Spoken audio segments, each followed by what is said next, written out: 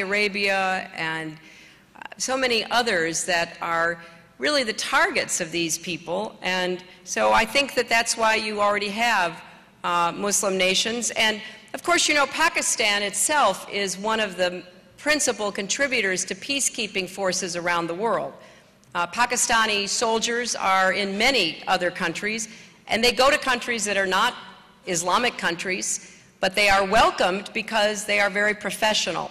So I think it is important not to limit the struggle against terrorism to any one group of countries, or certainly any faith, because this is a universal common threat. So I'm very proud that we have so many different countries participating, and that Pakistan is helping to keep the peace often very far from home.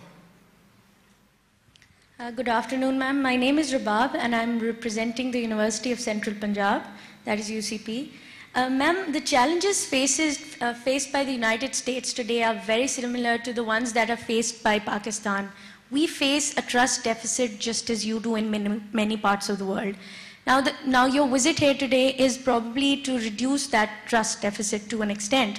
Now, what are the people of Pakistan, the youth of Pakistan, the government of Pakistan, and just the public in general supposed to do to reduce the trust deficit that has been created? If a student from Pakistan goes to the US, that student is looked at as a terrorist rather than just a normal student. How is this trust deficit to be reduced? Thank you. I think that's really at the heart of what we're talking about today, because I think you have accurately described it, and it goes both ways. I'm well aware that there is a trust deficit among many Pakistanis toward my country, and you are well aware that in my country there is a trust deficit toward many Pakistanis. And I guess my message is that that's not the way it should be, that we have so many opportunities to work together. Now, do we have people in both of our countries who say and do things that create this impression? Yes, of course we do. I mean, that's a mutual responsibility that we each have to accept. But we have an old expression, you can't let the tail wag the dog. I mean, we cannot let a minority of people in either of our countries determine the course of our relationship. It is certainly President Obama's and my commitment to try to close that deficit, to try to create much more awareness and understanding between us. But there will always be people on both of our sides who do things that we do not approve of, or we do not like, or we regret. But we can't let that make the decision. You know, the United States has relationships with countries everywhere. And in some of those countries, our relationship goes up and down, and it sometimes is over very small matters that get blown out of all proportion. And we then have to repair those relationships. So this is something that happens among human beings. None of us is perfect. None of us has, the ability to, just convey perfection. That is not who we are as human beings. But what we can do is be honest with each other, listen to each other, try to clarify misunderstandings instead of letting them become embedded in people's minds. There are many stories about Pakistanis, and there are many stories about Americans in each of our countries that are just not true. So part of what we have to do is clear that away. Now, will we always agree? No. We will not. But then, I don't know about you, but we don't always agree in my family. And we don't always agree among my friends. So why would we be expected to agree on everything? That is never going to happen.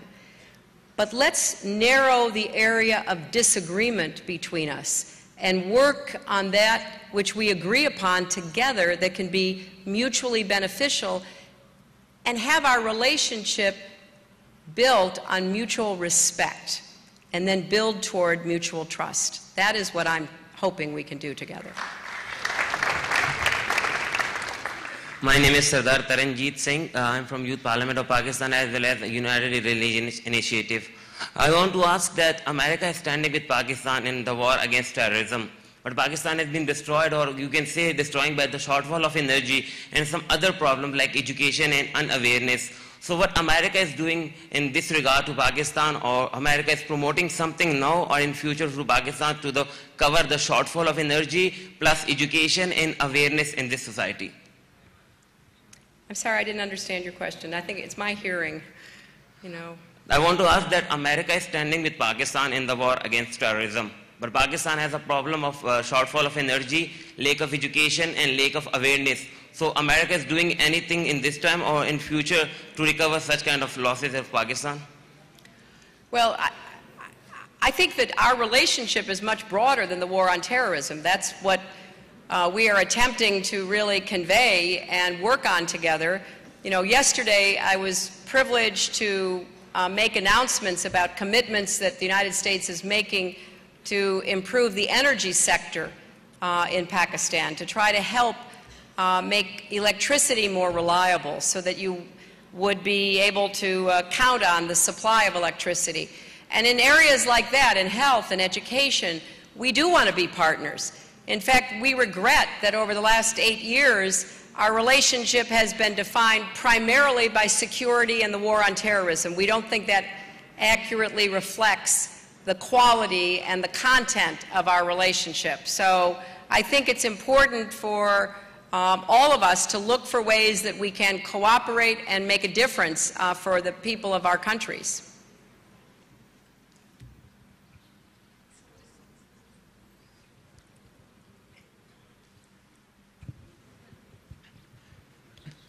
My name is Kamran Khan. I am from GCU University Lahore.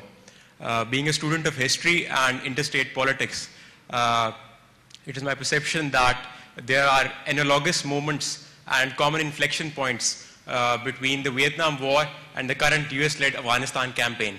And it seems that Afghanistan is a sequel to the Vietnam quagmire. So don't you believe that it is the time that it is better to win the battle of hearts and minds than to win a battle to occupy a barren land for no specific reason? Well, as you know, President Obama is conducting a very thorough review of our policy in Afghanistan and has consulted with leaders in Pakistan about the best way forward. I think that the President understands very well the difficulties that exist across your border and is looking for ways so that whatever he decides can be more effectively implemented. And it will, I know, be coordinated with the Pakistani authorities because obviously the shared border responsibility between Pakistan and Afghanistan, on the Afghanistan side, it is not at all what it needs to be, and Pakistan carries a lot of the responsibility there. But I think that the goal is to try to help train a professional, effective Afghan security force so that the people of Afghanistan will be able to defend themselves. And that certainly is our hope and what we're working toward. Thank you, ma'am. My name is Hassan Habib Khan. I'm from Punjab College of Business Administration. My question is that the war on terror, there's not been much progress after the Obama administration, came in, because the Gitmo is still there, the troops are still in Iraq, and, you're sending in 20,000 more troops in Afghanistan. So it's really hard to believe that the US policy in regard to Pakistan, the war on terror, is going to change. But don't you think that hampers the democracy, because now the US is forcing Pakistan to take actions which, on the other hand, we might not be willing to take? Well, really, the United States supports the decisions that are made by Pakistan. And I think it was the Pakistan government, the democratically elected government, and the Pakistan military who decided that it was intolerable for terrorist organizations to be seizing large chunks of territory of your country. I mean, that's a decision for Pakistan to make.